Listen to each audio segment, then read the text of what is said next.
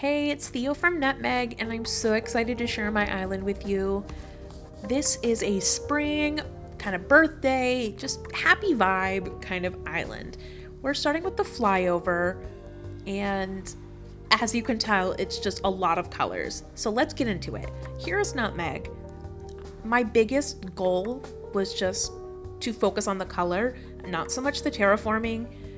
I did do 3 butterfly ponds and it just about took me out.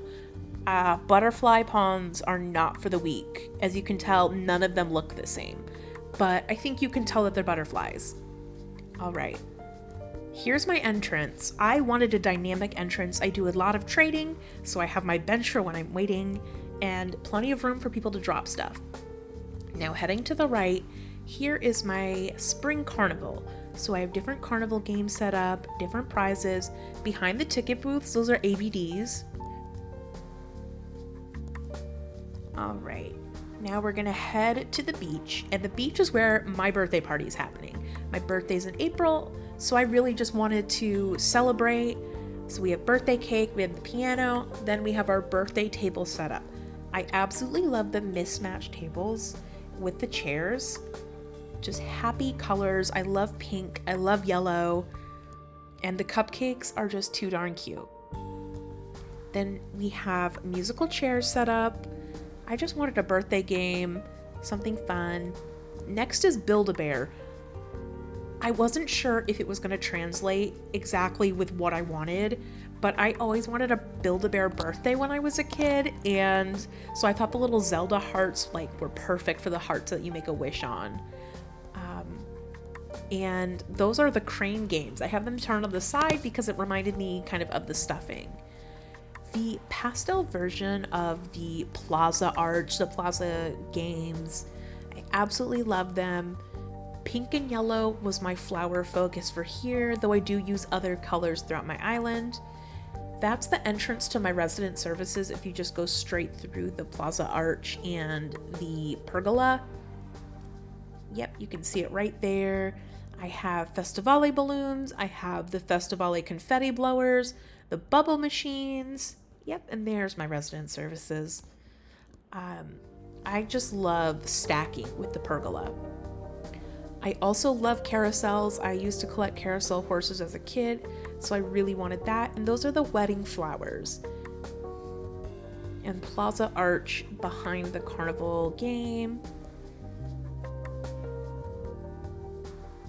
And then we have a lemonade stand. I love lemonade, and I love yellow, so that definitely was a must for me. And then we have Bee's villager yard. I really leaned into greens and oranges. This is the only place other than my rainbow garden that I have green flowers. Originally I had them throughout, and then I decided it just didn't quite work, so I took them all out. But I absolutely loved how that yard came together. So here's a little post office. That's a steel trash can with a custom design on it. Then there are some hotel guests. Then we're gonna head to my back right beach. Over here is sort of an artist retreat. We have a little painting set up. We have fossils. Those are the ammonite fossils, and then ruined pillar arches. Then I have a ceramics studio back here. I do have a build posted as a short, so check that out if you want to see how that all came together. But this really, one of my favorite things that I put on the island, one of the last things I did. So now we're gonna go up to the next level. That is my second person's house, and then we have our first butterfly pond. It was so hard. I looked at all the grids and I still struggled, but I think it came out in the end. I went with a celestial vibe because that's really what Diana reminds me of. Very kind of like whimsigoth, kind of spooky, nerdy. She's my girl. I originally wasn't sure if I was going to keep her on this island, and then I was like, you know what? No, I love her. So at Pearl's house, we have the little tea set, and then this is Rosie's house, and she has a little sewing set. And then throughout I have flowers, and one of the last minute additions that I did was actually put little bamboo at various heights, just to kind of break up the flowers. That was a little reading nook. I do have that build posted as well. Then we're heading over to Molly's house. This is one of the first times that I haven't put a pond at Molly's house, but I did not have room with all the butterfly ponds. So then over here we have a farm stand, and I have to be honest, I was not planning to put a farm on this island, but with the hotel and the DIY requests, I had to. This is just a little fun setup behind my house.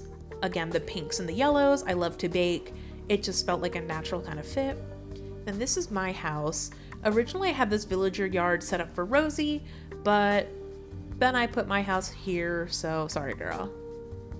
Next up, we have the orchard. This is an orchard you've probably seen on Pinterest. I didn't come up with it, but it's just very simple. I needed an orchard because I needed fruit for the DIYs, and I love how it came out. It's so simple and effective. So I don't like having blank spaces. You're gonna tell that as we go through. There is something in almost every single spot, and it's intense, so it's a little tight to navigate. I know some people like being able to navigate more easily, but I love clutter, I guess. So I have the post office box, I have fences, I have butterflies, I have a lot of the bamboo grass, a lot of DIYs. I have the Festivale confetti blower. We have a little chess game tucked back there. I love the maypoles too.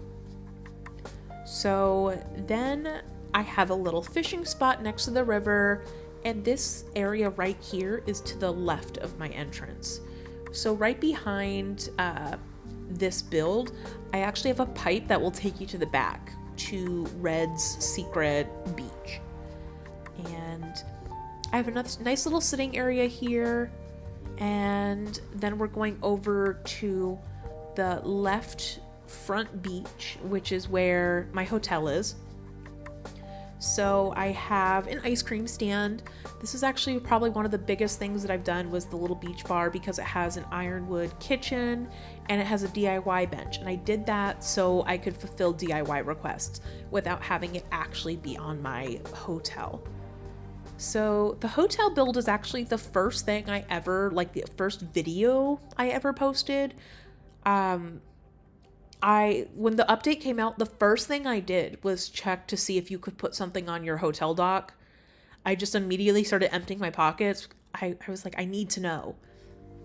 I have a little beach shop stand over there, and then we have Abel's and Nooks. This is, again, one of the first times that I haven't done like full kind of yards for the shops or like little side areas. I normally have a sewing setup, but this time I had other priorities. I didn't plan on putting the shops here, and then the update kind of dictated where these needed to be because I thought it made the most sense to have them over by the hotel. The beach is really just set up for tourists, but I do have this little kind of bioluminescent movie setup. It just felt like a tourist kind of attraction, so I really enjoyed that. All right, next up, we're gonna check out the museum. This is the first butterfly pond that I built, so let's check it out. I put butterfly models all around it. I just wanted something dynamic, and I think that captures it. I could have done it a little tighter at the bottom, but honestly, I wanted to be able to go down to the pond and enjoy it. So yeah, this almost made me quit this island, this butterfly pond, but I'm glad I stuck it out. And then this is just a little side area. Nothing too crazy, but just want to show you all the details. The butterflies on this island, to get a little sentimental, especially the blue ones, remind me of a friend that passed 2 years ago. So I was thinking of her while doing this island. Definitely in my feels, but I just felt it was a nice little tribute. So behind my museum, I have an overlook picnic area. This is the first one. I love the scrapbook. And the little ukulele, I have that in honor of my best friend because I think of her when I think of ukuleles. So here's my rainbow garden in the back. We're gonna get another look at it soon, but this is a little paint and sip area. I've actually never done paint and sip. I'm not coordinated enough to do both painting and sipping, but you can just take any design that you have and put it on an easel. I did an off-white, just it made more sense to me than a bright white. It felt more like a canvas. Then I have a little set of villager houses around yet another butterfly pond. This is the last one we're gonna see today. And this is the smallest butterfly. Very simple. I didn't want to go crazy. I never really do neighborhoods, so this is like, I think, one of my first quote neighborhoods, but I think I like it. I really love the flower planters from the hotel, especially that version, like the terracotta. Gorgeous. All right, now we're gonna head down and check out my rainbow garden. This was not what the rainbow garden originally looked like. I originally had it a lot smaller, and then I thought, what if I just made it bigger? I said before that I tried having all of the flowers like around my island so that way I could have them, and the only ones that aren't there are black, and that's just because they don't really fit the vibe, but I have them in my storage. Peep the little frog over the campsite sign. I'm just chilling. That's one of the Sanrio collab items. My campsite, I kept this very simple. I went so hard with everything else. I was like, the campsite is not a huge priority to me. I don't really utilize the campsite that much. I rarely invite people, like the campers, to my island. Here's Red's Secret Beach. Very simple. That has the Zelda rupees and then the pirate barrels and pirate treasure chest. And then, there's the pipe. So then over here I made what I'm calling Blather's Research Assistant's little lounge. We know Blathers doesn't like bugs, so I thought this was kind of a cute little area for that.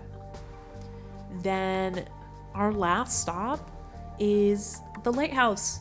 Just a very simple, picturesque yellow lighthouse. I really just wanted a simple peninsula.